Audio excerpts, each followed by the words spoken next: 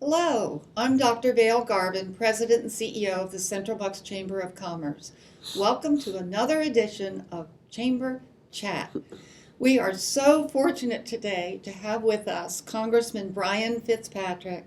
He's been our congressman since 2017. Importantly, today, Brian, I can't thank you enough for being here. I know that you were an FBI agent for 14 years, and as I understand it, you were actually stationed in Ukraine. Is that correct? It is my last international assignment before I left the FBI. Was in Ukraine. I was stationed in Kiev in the embassy, working, ironically, Russian counterintelligence and Is that right? cybersecurity. Yep, yep. Can you talk to us a little about what Sure. that was? So everywhere where there's an embassy, there's both a CIA station, they call it, and an FBI legal attaché or legat. And I was stationed at a number of these across the globe, but my last one was in Kiev. 2015 was when I left, and we were basically helping Ukraine, number one, build up their cybersecurity borders to shield them to the extent we could from Russian cyber intrusions. Also working Russian counterintelligence because a lot of Ukraine's challenges were not due to the Ukrainian people, but it was due to Russian saboteurs that were sent in to try to erode their institutions. Because as the whole world knows now, but we've always known this. Russia's biggest fear was NATO membership for Ukraine. Ukraine is a thriving democracy. For the first time last year, the average per capita income of Ukrainian exceeded that of a Russian. They pose a big threat to Putin and his corrupt regime, hence the actions you're seeing now. But part of what we were doing there was helping Ukraine try to meet their NATO metrics. They were falling short on two fronts. Number one was economic. Second was anti-corruption. Again, it was mainly due to Russian saboteurs that were coming in and trying to erode their judicial system, their law enforcement system, their RADA, their parliament, and their financial institutions. Oh, how about that? Yep. Now, I know that you were just over in Ukraine. Yep. First of all, who was with you, and what did you see? Can you tell us? Sure. Please? So it was a select group of Foreign Affairs Committee members. So I'm the ranking member of the Europe Subcommittee. Obviously, what's going on now is on the continent of Europe. Right. So it was Chairman Greg Meeks from New York, Ranking Member Mike McCall from Texas, myself, and a few of my colleagues. We did a couple things. There was obviously we met with the Polish military. We met with the 82nd Airborne, That's our own interesting. military men and women. We met with leaders of the Polish government. Secretary of State Antony Blinken was there with us. And we also met with humanitarian workers along the border. And it was a heartbreaking sight, Val, to see on the Ukrainian side of the border, which is Lviv province, and we met with the governor of Lviv, to see the Ukrainian men aged 18 to 60 who were not allowed to leave the country. To their credit, they wanted to stay and fight for their country. But seeing one after another drive their elderly parents, their wives, and their children to the border and say goodbye to them potentially for the last time is a image I will never forget. It's seared into my brain. It was heartbreaking. The Ukrainian military is outnumbered 10 to 1 numerically by the Russian military, and they're outpaced exponentially in terms of technology. So many of these people knew that that would be the last time they'd see their family members. It was an awful sight to see. What did you see beyond that from a military standpoint? I mean, how much of what we hear the dollar amounts that are being spent for arms in Ukraine, Yep. but is it really rolling into arms that actually get to Ukraine? I hear that a lot. Yes. The answer is yes and no. I mean, there are weapons making their way in for sure. Okay.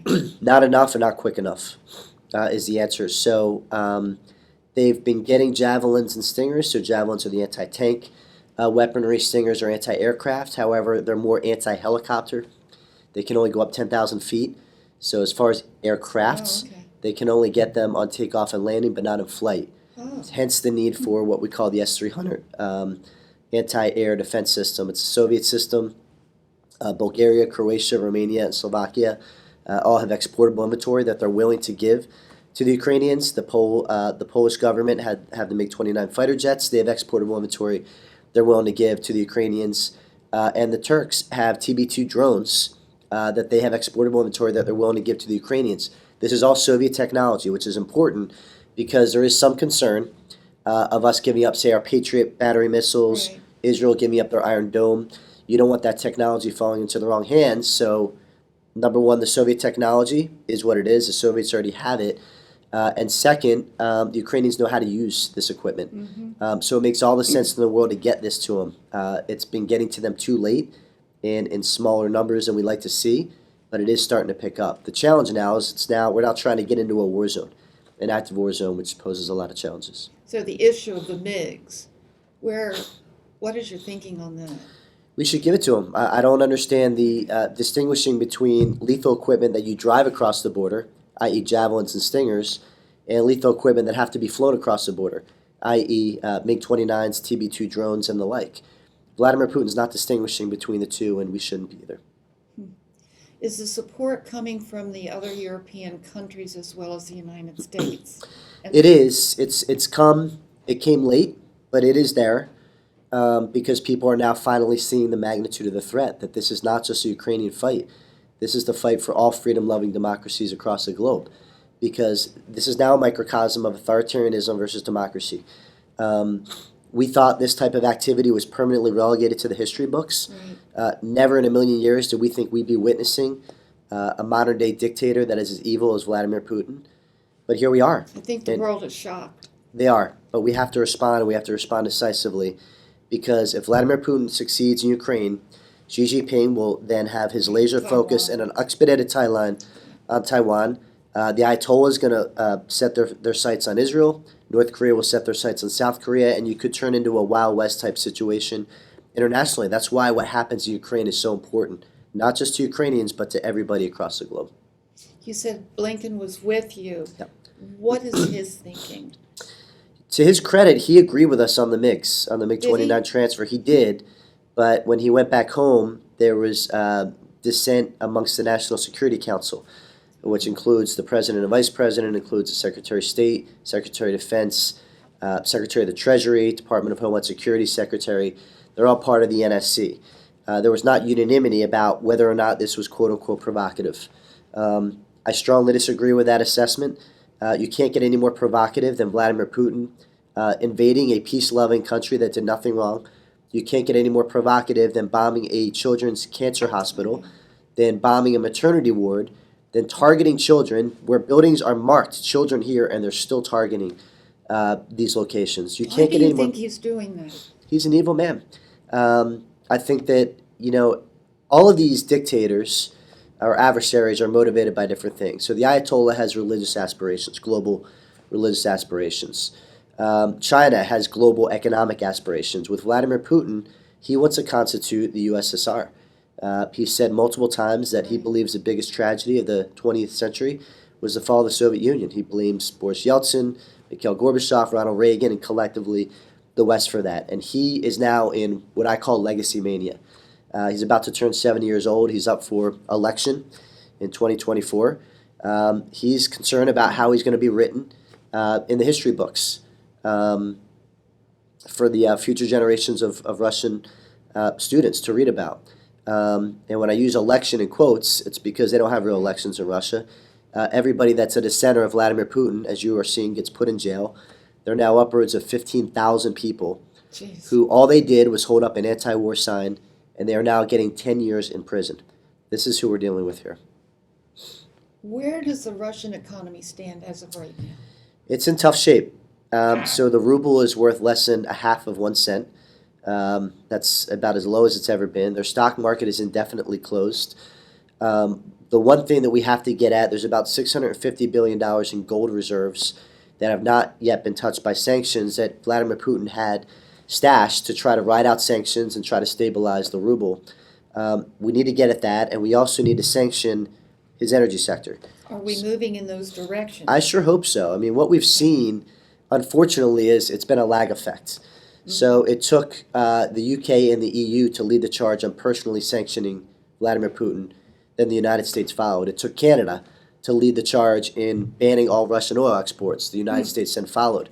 It took Latvia, Lithuania, and Estonia to first declare a no-fly zone, hopefully the world follows for a humanitarian no-fly zone, which is very Right. distinct and different from a From- NATO military no-fly zone. Before we close, is there something you would like to say to the business community? Just to do everything you can to support the people of Ukraine. They're a nation 40 million strong. They've been independent for 30 years now.